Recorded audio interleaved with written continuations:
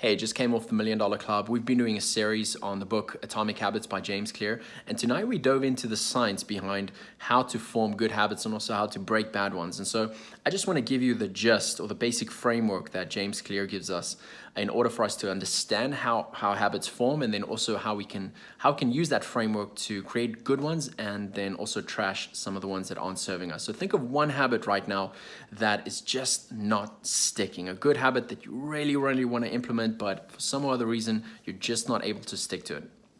He says there are 4 stages in habit formation: the cue, the craving, the response, and the reward. He also says that our brains are constantly looking for rewards in our environment. And so it's kind of like if you're walking through the mall and you smell popcorn, right? That's the cue.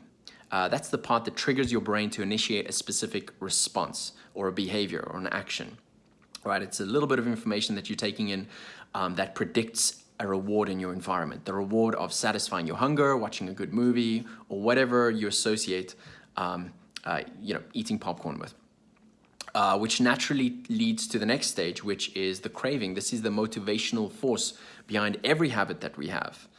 And it's not necessarily the action that we're craving here, but it's really, he says, we're craving the state that this action provides, right? The change in state. And so, for example, for those that smoke cigarettes, you're not smoking a cigarette because you like that action, but rather you like the feeling that you get, right? So it's about the change in state that we're after.